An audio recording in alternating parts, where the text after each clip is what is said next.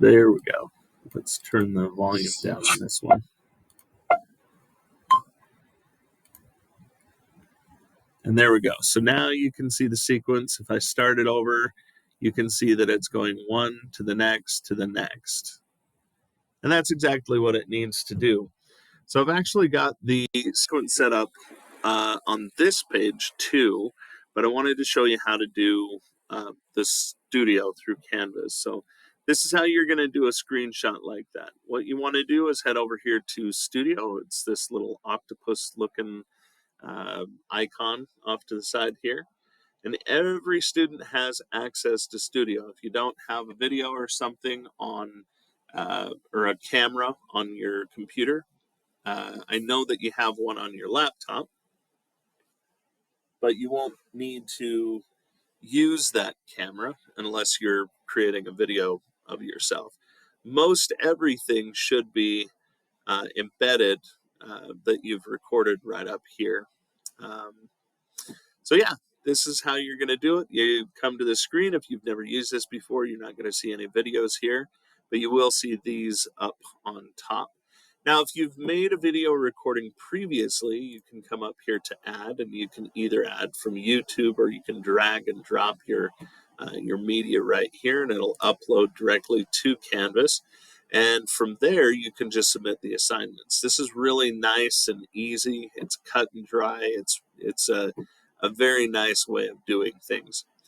Now, as far as recording goes, if you're creating a new video, all you have to do is click on Record and go to Screen Capture. Now, Screen Capture is going to go ahead and think for a little bit. Now, you might have to install the toolkit for this. If it does pop up and say you need to install the toolkit, that's easy. You don't need administration password for that. Otherwise, it's going to go ahead and just pop this up. This is a frame. The frame can actually be shrunk and moved like this. Okay, so you can you have the option of selecting different screens to capture. And then you also have the option of adding the webcam, or you can do the both up on the screen. Size, narration, computer audio, if you want to add the computer audio. But there are a lot of different options to choose from. Once you've got it set up, you can go ahead and hit record. It'll give you a countdown, and then it'll begin recording. So then you can head on over to your assignment. You can go ahead and hit the start button here, and you'll see these lights going in sequence. Now, for this assignment, remember that we need to do lights in sequence. The programming is going to be specifically important for this one. Down here, I have resistors of all the same value, and it seems to be working, but I want you to modify this so that we have the most efficient resistors possible. So 220 is usually good for red, but not so much for green or yellow. So I want you to research and play around with it a little bit so that you can find out which ones work well. Now, I also don't want you to mock this up the same way that I have it, 13, 12, 11.